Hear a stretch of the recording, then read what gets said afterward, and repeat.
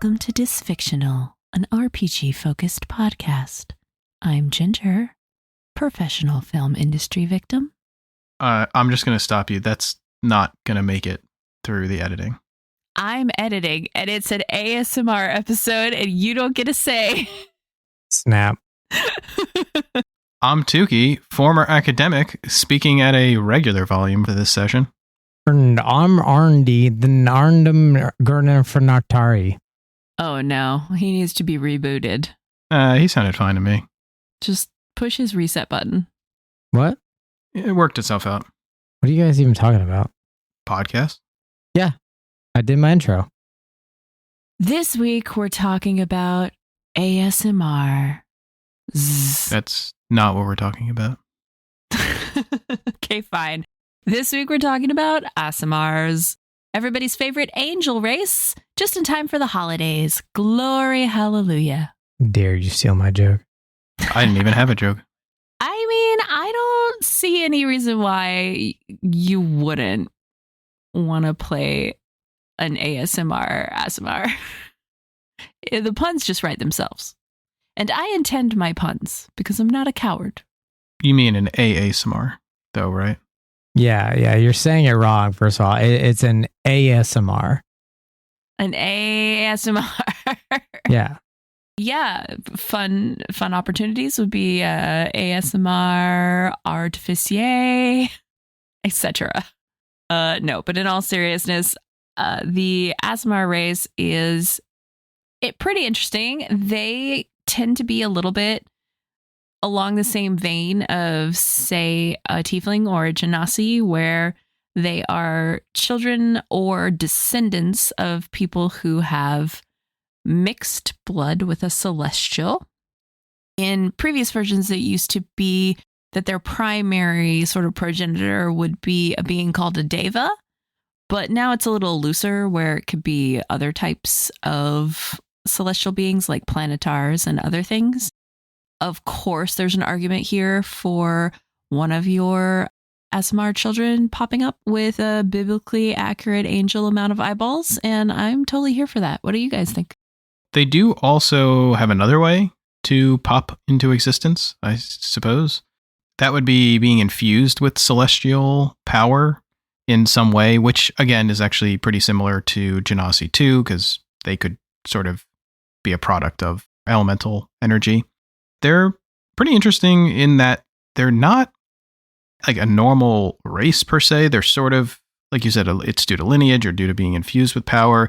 They sort of just pop up. There's very few of them overall, so they don't really have that much of a society. They pretty much pop up here and there, and they're pretty rare. They might run into another Aasimar during their lifespan. They might not. Yeah, I'd imagine that would be a little bit isolating. They tend to have pretty close relationships with their patron gods. And also, one thing that was interesting in sort of direct opposition to the Genasi was that a lot of times the celestial ancestor or the celestial parent will actually take an interest in them. Whereas with the Genasi, the Gen didn't usually try to contact their children. Yeah, I also considered Aasimar is similar to like a Nephilim or something, where, it could just be a mating of a deity with a mortal. And that can kind of translate into the way that you would like to play it as well. Surprisingly, them having resistance to both necrotic and radiant damage, which is almost impossible to come by, is a pretty strong feat, depending on the campaign, because you could come across that pretty rarely. But that could be a very powerful asset to have for them. They have a pretty strong loadout, especially in the new 2024. The Monsters of the Multiverse combined them, but they actually used to have subclasses, and then they stopped having subclasses.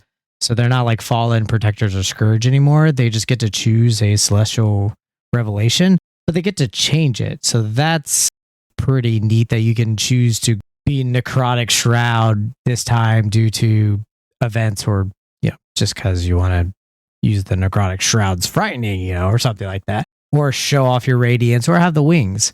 It is interesting too that things like the Necrotic Shroud do make sense with them in a way, because this isn't all angelic, I guess, so to speak. There are some that can be like a fallen angel. Exactly. More almost like negative energy as well. So it's not all positive. So they do have that necrotic and radiant resistance, which, yeah, like you said, it's pretty strong. They also have a good amount of dark vision. Their lifespan is increased by being an Aasimar, even though, both their parents could just be human, but their lifespan is typically closer to 160 years or so, which is another nice little benefit of suddenly realizing you have angelic power. Yeah, I actually like the changes. Obviously, the previous way that they were setting up the subclasses for them made it more of it was a little more of a guide as far as your character path that you could choose, kind of like when the paladin takes the oath. But it always felt a little out of place that it was full what you would get at level 3 class choices, but as just a Rachel feature. That's new. Nice. Her name's Rachel. She has 400 eyeballs and she's super nice. No, a racial feature. So I can see why they changed it. Now it really is just a single racial feature that you can sort of alternate between. But the sort of inspiration for those paths is still there if you want to use it. It translates really well into Paladin, translates really well into the paths of the Paladins as well, like Glory, Oathbreaker, or Conquest. So you can still use them in that way if you want to. But this does fall in line with a lot of the other things we said at the beginning of the 2024 changes, which is that they took a lot of the sort of hand-holding about building out the character flavor out of it and left you to sort of fill in all the blanks yourself. I do like the option to be able to switch from them. I think as a whole, that is a better option because you could still limit yourself to, say, the Necrotic Shroud, for example, but it does give a feel that you can't just be a fallen angel. You obviously could be, but with the way that everything's combined, you're always going to be tempted to use the heavenly wings. And yeah, you could flavor them differently and then you kind of get a win-win there. But with the fallen, I don't even believe you have the choice with the wings. So it is nice to at least even have the choice and then have that ability to flavor it. And then all the mechanics of it, of having all three of them, are done for you, which is appreciative. Yeah, I think the fallen wings could also still come in if you were a high enough level Oathbreaker Paladin. I think that they get that at some point. It's like a reverse. Instead of an angelic kind of looking wings, they're like bat wings, but they get them at a higher level. It would be tempting to go back and forth, but it also builds in a nice either redemption or sort of fall from grace arc if you want to take your Aasimar up the road or down a road. It does give you the option to do that without the DM having to make a reason why you switched subclasses, basically. Yeah. So that's nice too. There is one negative thing I was thinking about, though, as I was kind of looking some stuff up here on them, but they don't really have a history as a species, right? Because they kind of just pop up or are created. It's mysterious. Very individually or connected. Yeah, there's some mystery to it. But they're sort of also just one-off, like they are in lineage or of a deity or something like that. But there's not a whole history behind, Aasimars over the course of time did this. It's just, this one person in history may have been an Aasimar and accomplished something. So that is one negative, if there's going to be any here, that if you're looking to create a character for yourself and you're looking for a race or a species here that has something that you can work off of from a historical species perspective that's not there with this. That being said, there's still plenty to work with a backstory, with how an Aasimar is created or who the lineage is coming from. And so there's plenty to work with. I just figured I would mention at least that, there really isn't necessarily a society or a history to them. Yeah, that also leans into a folk hero style, one that you hear in legends, and you don't know what tales are real, what tales are fabricated, and what are a little bit exaggerated. And the fact there's no lineage and your powers aren't constant furthers that, well, was that the person? Is that the person? And in the right campaign, that could be a really cool drive for a character to have this level of mystery mixed in with the like, are they, aren't they, like this more powerful being. And one of the nice things about an Aasimar is that they can be a good force for a DM because depending on the backstories, but if they want to come from a deity, then they could easily be a part of a deity that's a part of the campaign. I typically like rolling people's stories in there. So that could be something where like you were always driven there, or there's a lot of things you could do with an Aasimar just by the race itself as a supernatural force rather than like a goblin. You can't do that as easily too, so it's a good context pull for a DM. We may have very briefly talked about this, but in our last campaign, my backup character was an Aasimar. And I drew from the little bit of lore about them that basically from when they're born, their power spilling out into the world attracts fiends to them. So one of their sort of, if they do have any sort of like universal racial traits, they tend to be aligned good in general, even though you can have a fallen that goes the other way with it. But in general, they tend to be good aligned. And they tend to try to keep kind of a low profile. And because of the alienation of not having others around that are like them, I pictured her as like sort of a abandoned lone wanderer that had to stay hidden all the time because the fiends, especially in our fiend-based campaign that we were fighting, the fiends would have been hunting her. And ultimately, for her backstory, I was basically going to have her show up under the context of being somebody that we saved from a group of fiends. I did not end up having to play her because I live. Hooray. But she did show up in the campaign. And Randy, I thought what you did with her was really cool. It was kind of a similar vibe, but a little bit different of a backstory, but sort of the same thing where she was just kind of like being experimented on and stuff because of all of her different abilities. So they're kind of like a hunted race. So they're not only rare and kind of isolated, but they're also kind of in danger a lot of the time. Well, you could also play up their being an Aasimar or not, right? So appearance-wise, they do have some distinguishing features, potentially, but you can still sort of choose how far they go, right? So some might have metallic freckles, luminous eyes, even a halo, or maybe a different colored skin with like a little silver to it, or copperish, or opalescent green. And 400 eyeballs. Or 400 eyeballs, yes. I mean, depending on how much you play those up, the character could still just blend in, right? Like obviously if they have a big glowing halo on their head, well, okay, it's a little harder to hide. You got to do disguise self or something else, right? But, if they just have some metallic freckles and they just wear a lot of makeup over them, or their skin is a slightly different shade with a copperish color, but it's not a lot, they might just maybe look like a genasi or something, another species. So it can depend on their appearance, how much they resemble an Aasimar or not, because ultimately they tend to just inherit most of their look from their parents. I think their eyes are one of those few that are almost always like a pupilless, but there are races that are similar enough. I think theirs are a little more glowy. However, you can always easily cover up eyes.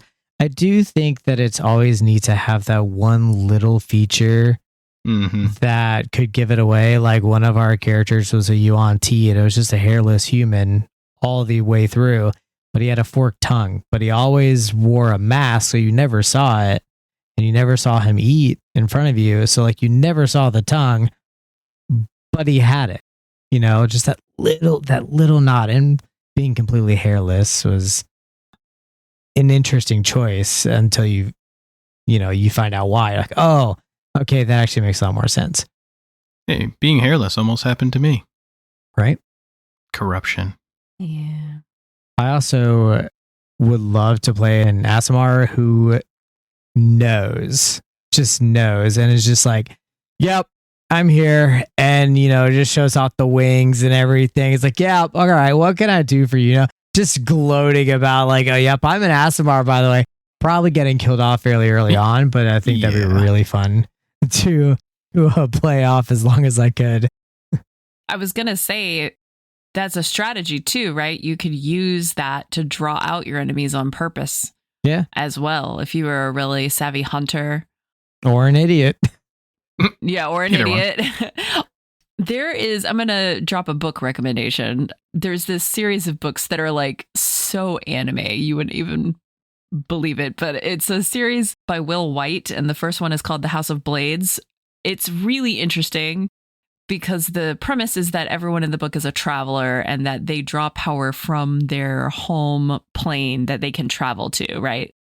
And the celestial plane in these books is this one particular world that like no one is from. And the guy that gets hit with the celestial traveler gene or whatever is exactly that. He's like this absolute himbo named Adam. And everybody thinks he's the hero of the whole story because he's like glowing and radiant and has a halo and golden armor, and he can channel the power of the celestial world, you know, because he's a traveler to the celestial world. I don't trust him. And you should not.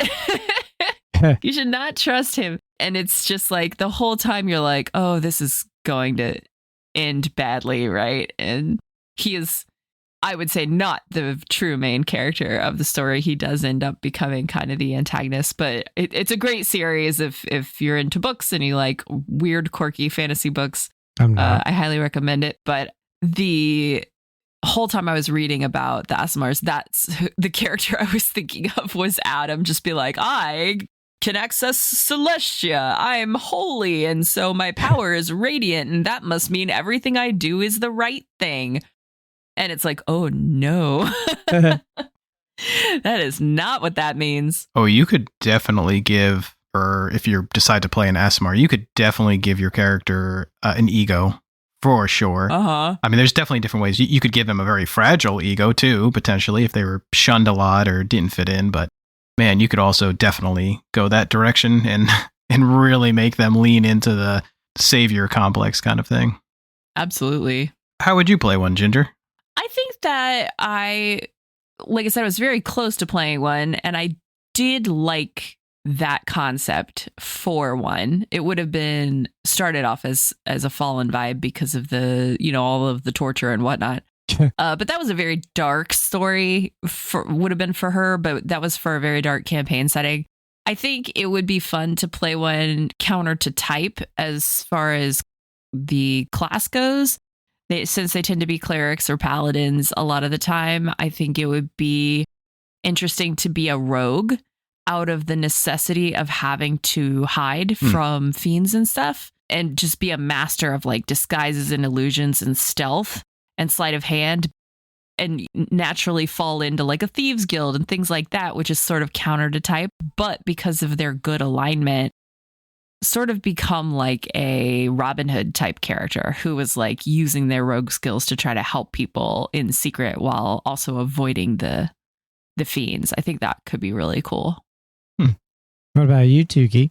Yeah, I haven't played one before. I haven't necessarily thought about playing one, but I guess if I was going to, I would probably go with either a cleric or a paladin. I mean, it's kind of like what I first thought of. And then I'd probably be able to really play into the whole kind of celestial calling or divine calling. I would most likely go with more of the personality of being ostracized or not feeling like I belong somewhere, and then probably have to work on this a lot with the DM, of course, but I would have them being pulled in a direction, essentially. So I think I would want to go with the story more of, you know, they're getting some kind of visions, or maybe they've seen some things related to, again, being an Aasimar. Maybe their deity is feeding them some kind of information in ways they don't understand. So they would be drawn to adventuring because of that. They would really want to like move away from the people who are shunning them anyway and go towards whatever is calling them. So, and that would be an easy way to kind of feed into a campaign story too, which would be kind of fun. Kind of like a hero's journey sort of arc. It wouldn't have to be a hero's journey. I'd probably leave that up to the DM, and knowing Randy, I'd probably end up evil at the end of it. But yeah. Yeah, because that was all Randy. Yes, it was. Right. It could even be a trick, right? I mean, it could even be a boat. Exactly. It could be anything. I mean, it could be a trap It could be an evil deity playing off as a good one. So could be a couple different ways. The other way, I mean, that's just sort of more the stereotypical Aasimar that I think of. The other one could even be more of a magic caster. So something like a divine soul sorcerer or maybe a divination wizard. That could also be an interesting way to go with it and blend in, again, the celestialness, the divination into those kind of classes and how they do their magic, what they're searching for. That would also be kind of fun to do, I think. I thought of another one. You look like you have another one, Ginger. Yeah, I thought of another I thought of another one. This kind of goes for any of the longer lived races. I know they're not crazy longer lived, but they're a little bit above average. I'm thinking you pick them up at the beginning of the campaign because you found them in a ruin somewhere. And it's a guardian who was tasked a long time ago by their deity to guard a place that no longer exists. And so they don't have a purpose anymore. Like they've just been trying to continue to fulfill their mission. But like that place is gone. And then you have to find them like a new thing to do. Or maybe the group finds them. So the group, maybe they're together already and they go to this place and realize that there's nothing there. And they just see this Aasimar protecting nothing and convince them to go with them. Kind of like the Knight Templar in Indiana Jones, where he's just like, oh, finally, I get to be done with this. And then, except instead of blowing away into dust or whatever, they get up and they come with you and they go on an adventure.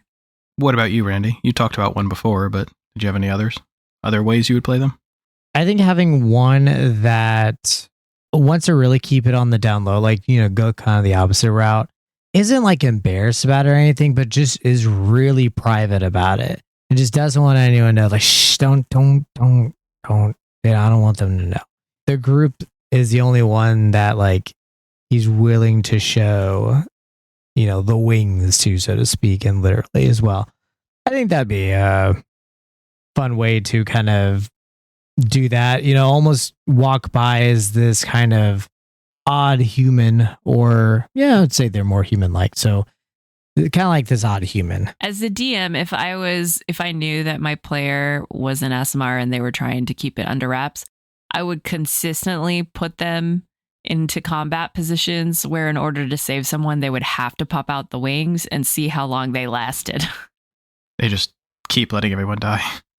Or like see where their creativity goes to avoid that in the first place. Mm-hmm. There could be situations where they need to use their wings, but maybe they got a spell, or they have potions. There's 100 different things. They could probably have really cool creative ways, and that's honestly more fun to find out just how creative they'll be just to keep their secret. Yeah, or how far they'll go. Like, what would they let happen to protect themselves? And also, if they do decide to let go of their secret to save someone, then that's a really epic moment for the whole party because everyone is just realizing it all at once in the middle of the fight. They look up and see the wings and go like, oh crap, so either way, crap baskets. It builds to a really fun moment.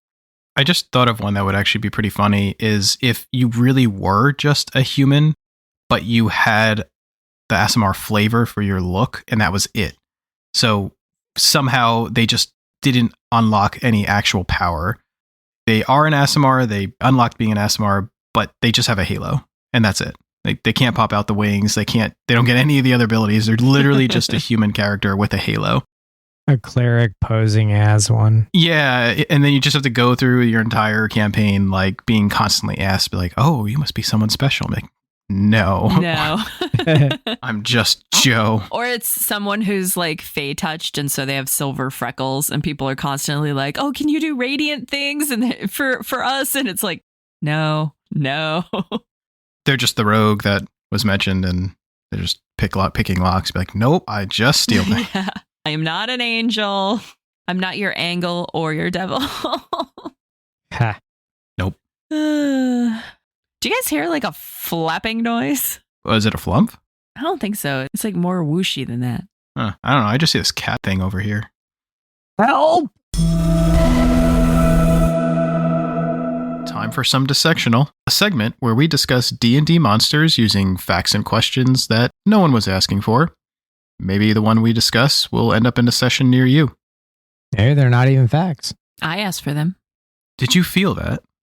Yes. Uh-oh. I think you just got 20 years older. Again? Now, how did that happen? Well, looks like you ran into a gynosphinx. They are certainly no bird brain, as these majestic beasts are some of the most intelligent and knowledge-seekingest creatures around. They have a strong sense of mission towards protecting whatever heavenly crazy artifact or secret that they protect. Careful if you approach one, though. They may end up being a little bit catty and send you right to another plane. Got it. If I was you, I'd avoid them altogether. But hey, they do have some insane loot. I mean, what's the worst that could happen? Right? Guys? Rifts in space-time? That's not that bad. I mean, teleportation to another dimension? That's not that bad. They have loot. Just to make you lost in time. They just got such cool loot, though. Rapid aging? Rapid de-aging? See? There's a benefit. You could get younger. Oh, I know the worst thing that could happen. You get stuck trying to answer a riddle forever. I mean, that does sound kind of bad. But yeah, the gynosphinx is pretty cool. It's a little bit of a mix of creatures itself. It's got a little bit of falcon in there and some lion in there and human, well, somewhat human female face. We're going to need to have an intervention about your obsession with cat-like creatures because... No. This one's, it's got bird in it. It's fine. But is that why you picked it though? Or so they tend to be lawful neutral and they have a pretty decent natural armor, around 17 or so, with a decent amount of hit points as well. They even have a flying speed of 60 feet. Which isn't bad. Their spellcasting, yes, they are spellcasters, do have a very heavy lean towards the kind of quest giver you want to go searching for. It has a lot of stuff that isn't really combat. They have legend lore and invisibility. Yeah, they could banish you, which it would be hilarious to do. But then they got to spell magic, curse. Like, almost no spell they have is an actual attack.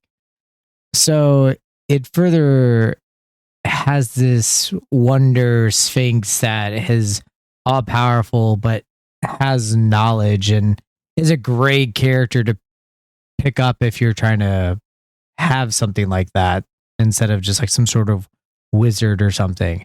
I also like that it has the ability of true sight because then it's even harder to deceive it.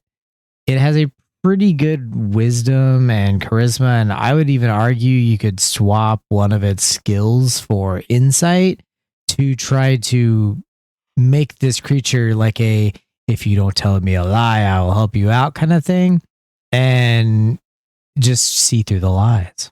They don't have any one particular stat that's ridiculous, but they're just really high balanced on pretty much every single one. Their lowest stat is essentially Dex and Constitution, which are 15 and 16. That's their lowest. I mean, everything else is 18. Yeah. They also are immune to effects that would sense their emotion or read their thoughts. So they have a lot of divination shielding. They can refuse any divination spell. So they're basically like a walking, talking amulet against proof of detection. They also have the spells that they do have. They don't need components for them. So banishment, greater invisibility, legend lore, dispel, identify, like none of that stuff requires components. Do you know how much money I would have saved if legend lore didn't cost me any money in the last campaign? To be honest, this is going to be a little bit for everybody. Most NPCs don't require material components for their spells. That's not fair. I want to be an NPC. It makes me really jealous, Randy. It's like, man, I had all of these spells and they were so expensive. I do like the idea that the party could have a Sphinx as their contact for things like identify or remove curse or legend lore instead of a regular NPC in a town or a wizard, because that's just really fun. I think them also liking to solve like riddles and puzzles and things like that could add a level of like, oh, I got this thing for you, like almost like making a friend out of them, and even utilizing them for the tougher puzzles like a number sequence or something like that. Oh man, we could have just asked a Sphinx to figure out the sequence. I mean, it probably has the answer, given the fact that their bonuses to Arcana and History are ridiculous. I think they have plus 12 or something to those. Well, you definitely don't want to get on their bad side, though, because if you do come up against them, their lair actions alone have the power to rift space and time. It's not that bad. It's mostly the reason why they don't have attacks and stuff. They don't need it. Their lair actions alone are like, just buy. Honestly, it is interesting that they're not that much of a threat except their lair actions, right? Like if they did not have any of their lair actions, it would still be a fight, but there's not necessarily anything too crazy. Hard. Right. Yeah. But their lair actions are just insane. I mean, going through them, they can effectively erase a party, right? They can lower everyone's age or raise everyone's age by a d20 just upon, using their lair action. They can, this is kind of a more of a minor one, but they can alter the flow of time and have everyone reroll initiative. They can choose to move someone or move everybody, the whole like party, essentially 10 years forward or backward in time. Or they can shift up to 7 creatures to another plane entirely. So, I mean, those, just having that in their back pocket. The plane shift one to me is the most terrifying because depending on what level you are or like what you have tuning rods for and like what spells you have access to, you can't come back from plane shift if they drop you in the wrong place. Mm-hmm. Like a really easy way to TPK a party would be to just send them all to the hells or send them all to like the elemental plane of water or something and just let them swim around until they die of exhaustion. And if you don't have the appropriate materials or the spell that you need to get back to your own plane, or at least to escape to like a demi plane, that could be game over. Like that's a very powerful thing. There is a restriction though, which is pretty big, which is that they can't use that effect. If they use a lair action effect, they can't use it again until they finish a short or long rest. So the individual effects do not recharge the way that, say, a dragon would get its breath weapon back or something like that. But still, that's pretty powerful stuff.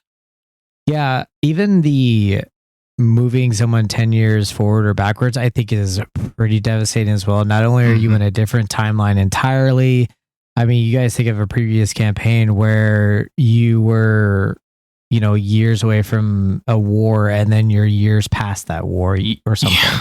Not only that, but they are aware of the change. And if you were, let's say, going into a Sphinx lair, a Gynosphinx lair, and trying to hunt them, and then time change, they're 10 years somewhere else. So it's nearly impossible to then track them or hone them down because, well, now you've went through time. That'd be an interesting plot hook, though. Now it's your life mission to find the Sphinx again and beg it to send you back. Yeah. Honestly, this is how I would use a Gynosphinx if I was running a campaign. I would most likely use it as a story point. And almost similar, Randy, to what you did in our previous campaign where there was a time skip, I would actually use a Gynosphinx to accomplish that same thing. Because I believe you can go up to 10 years forward or back in time. So I would potentially make it, and maybe you can still build in some kind of randomizing with it. I was thinking maybe depending on how well they answer or how well they behave, the group behaves in front of the Gynosphinx, maybe that changes exactly how many years forward they go or backwards. But I think it'd be cool to use them, not really to kill the party, because I just don't think that would be the most interesting way to use them. I think it would be give them a quest or to guide them along, guide the story along in some way due to the time travel, Or even due to the plane. It would be kind of cool if they get transferred to the plane, another plane, by the Gynosphinx to continue what that campaign story is. Yeah, as I said, I believe they're a great quest giver or something to help move the campaign along. They are a great alternative to my temporal maze that as the longer you're in the maze, the more time is passing. And of course, you could have reached 10 years, give or take, if you were in there long enough. But it gave more of an opportunity to escape it in time, or, you know, how quickly you guys go through it. The layers do have a little bit of a, like, if you don't know you're going into this, you could just not even realize you're up to 10 years past, which will be great for a DM who's like planning this all along. And like, maybe like you guys had a whole little first story and everything happened, and then you were thrusted 10 years into actually the real campaign now. So that'd be a great use for a Gynosphinx as well. Or they had information or an item itself, right? Like maybe if there was a puzzle to solve to continue the campaign and they had the answer to that and you had to, you know, interact with the Gynosphinx to get it, or they had a treasure that was a legendary artifact needed to complete the campaign as well. That could also be. But yeah, I mean, how would you guys try to kill one? Or I guess maybe instead of killing, we could talk more about interacting. How would you interact with a Gynosphinx? I think that it would be interesting to have a big setback or a failure or a loss in the campaign and petition the Gynosphinx to send the party back to try again. Yeah. I've always thought there's all this time travel in D&D, but it seems like as a general rule, most DMs don't want to risk like rewriting stuff they already wrote. But going back just wait. could be a lot more interesting. Maybe you have one character that is, you know, like maybe a Sphinx is like a warlock patron to a character and they're in a time loop and they're just like, nope, you didn't get it right again. You just keep going back and over and over and over again. Like there's a lot of ways to use those powers in different ways. And obviously it can break the game if you let it. But if the point is to break things, then, you know, it could be some delicious chaos as well. Is Yin stuck in a time loop? You legally have to tell me. Ding, ding. Flash round time. This is where we take turns adding one feature to a character that anyone can use. If you play one, let us know who or what they conquer. All right, you two, roll initiative. I got a 17. No. I got a 17. You got a 17? Yeah, one of us is going to have to change. Can't read these dice. The 6. Haha, Randy's last. All right. Good. We got a roll off. Roll off. 11. 9. Darn it. Ooh, I got to go 6. first. Good job, Randy. All right, so it's going to be me and then Tooki and then Randy. Nice. That is correct. All right, so for the race, I am going to go with the tiefling. Ooh. Well, if it's a tiefling, then for the class, I'm definitely going to pick something that actually, no, it doesn't really have any connection. I'm going to pick fighter. All right. They're going to be a cavalier fighter. Cavalier. Ooh, that's something different. Yeah. Does that mean they just like don't really care that much? Well, No, I don't think it's no. that type of. Yeah, I don't think that's what he meant.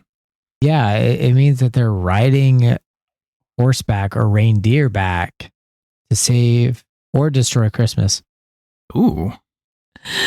Okay, in that case, if we are going with let's say they're going with a reindeer and we want them to be really Christmassy, I'm going to make the tiefling white like snow for their appearance with little gray tipped horns and a very long, thin, swishy tail. I really wanted to pick a background that just makes no sense and go with like a sailor or something, but for their background, I'm gonna pick a real serious one. I'm gonna pick a folk hero. Aw. They're gonna make a name for themselves out there. For their personality trait, they will do whatever they can, get the best present in the end. Ooh. Okay, So in that case, for their flaw, they have major gift giving competitive streak.